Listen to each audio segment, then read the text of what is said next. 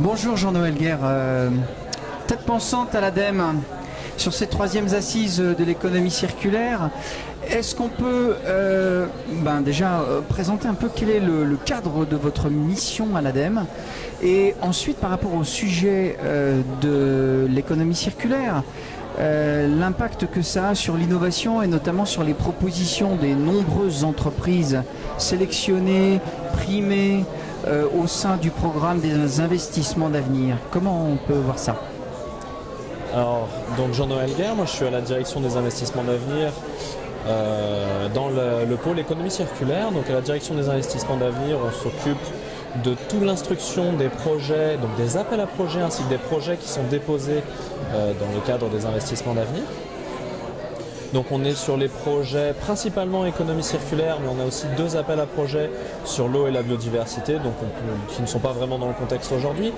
Mais par contre, dans le cadre de l'appel à projet économie circulaire et de ces initiatives PME, les appels à projets de plus petite taille destinés aux PME, on voit passer un certain nombre de projets de grande, voire très grande taille, toujours dans le domaine de l'innovation, de l'économie circulaire.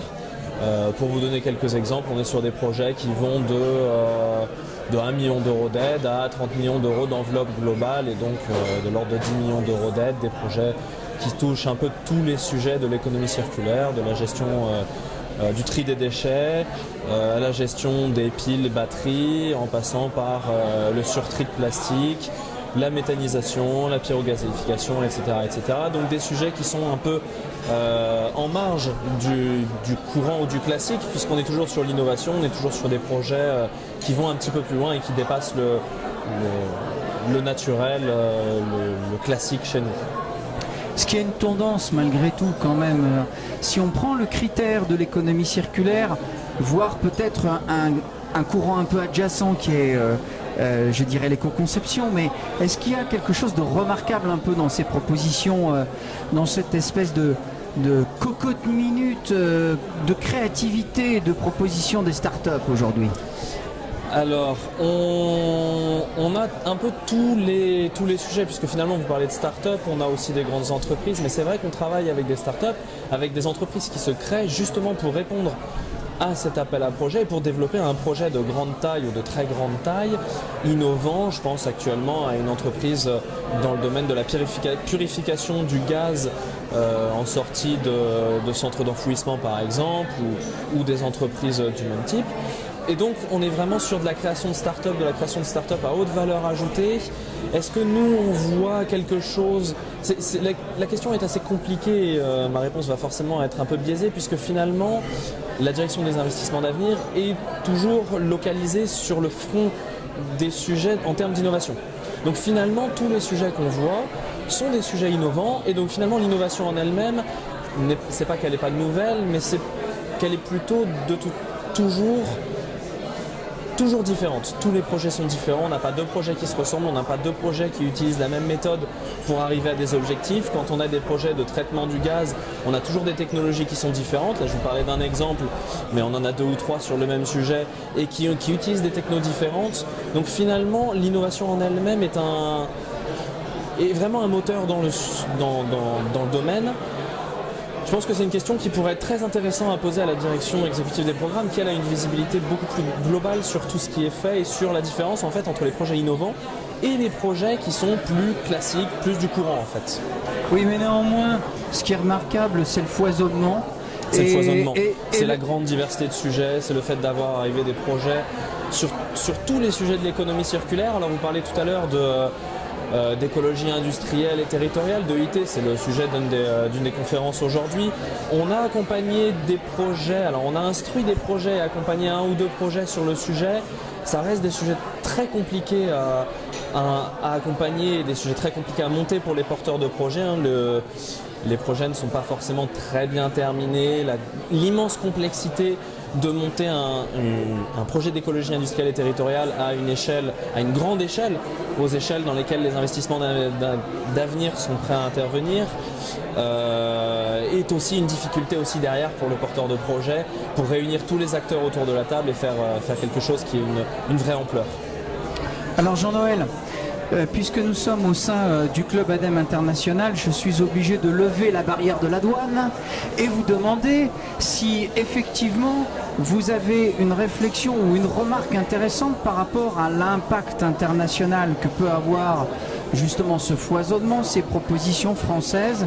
Est-ce que vous avez quelque chose à nous dire ? Sur l'impact international, on a un certain nombre, la plupart des entreprises auxquelles je pense là, donc des projets que j'accompagne, ont vraiment un marché français. Et les marchés sur lesquels nous on travaille avec eux, sur lesquels on les évalue initialement, sont les marchés français, simplement parce que les entreprises se positionnent sur ces marchés-là.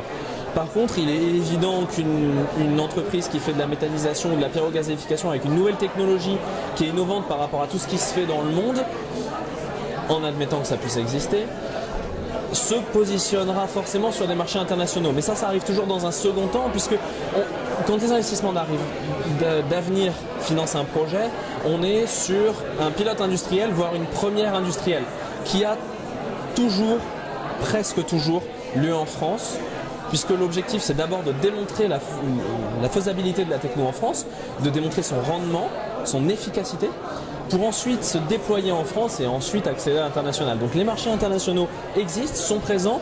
On travaille avec un certain nombre de startups qui ont vocation à aller à l'international, mais c'est toujours dans un second temps.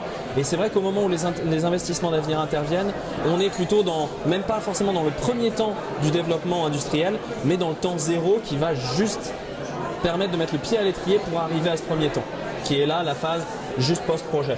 Donc le deuxième temps international, on le voit, on en parle, ça fait partie des perspectives commerciales de nos porteurs, mais c'est plutôt une fois qu'ils ont déjà conquis des marchés suffisamment importants en France et qu'ils sont un peu assis, qu'ils ont une certaine assise financière qui leur permet vraiment de discuter avec des acteurs un peu plus gros qui eux peuvent les aider à aller à l'international. Maturité, preuve, export. J'ai pas... Maturité, preuve, export. C'est ça. C'est ça. Ça peut très bien résumer ma pensée. Jean-Noël, vous avez parlé d'un certain nombre d'appels à projets. Comment fait-on pour vous contacter ? Il y a une voie précise ? Alors, les appels à projets, donc comme je disais, il y a deux types d'appels à projets. Il y a l'appel à projets de grande taille qui accompagne les projets importants et il y a les initiatives PME qui vont être rebaptisées concours d'innovation. Donc aujourd'hui, on est en phase de transition entre le programme d'investissement d'avenir 2 et le programme d'investissement d'avenir 3. Donc je ne peux pas trop parler du programme d'investissement d'avenir 3 et malheureusement, je peux assez peu parler du programme d'investissement d'avenir 2 à part dire que la plupart des appels sont clôturés. On a un appel qui va probablement être relancé pour une clôture le 2 octobre. On espère que ça va être le cas. On est encore en phase de décision des autorités compétentes. Mais si c'est le cas, on verra d'autres entreprises. Donc là, on est sur la clôture du PIA 2. On a d'autres entreprises et de nouveaux projets qui viendront nous voir. Et ça nous permettra de préparer la phase PIA 3 dans laquelle on va continuer sur ces appels à projets économie circulaire. Peut-être dans une nouvelle forme avec quelques légères modifications de thématiques. De taille de projet, peut-être réduire la taille du projet, ça c'est des choses à voir. Aujourd'hui, je ne peux malheureusement pas vous donner une vision définitive de ces appels à projets, mais ce sont bien les objectifs qu'on a derrière, de continuer dans cette lancée, de continuer dans ces appels à projets et de continuer à accompagner les entreprises de l'économie circulaire sur ces sujets. Jean-Noël Guerre, merci beaucoup de nous avoir donné quelques réactions à chaud pendant cette période de pause. Et puis espérons bien sûr que vous aurez beaucoup de succès et que tous les porteurs de projets viendront justement collecter à la fois l'expertise de l'ADEME et puis aussi la conduction des financements. Merci beaucoup. Je vous en prie.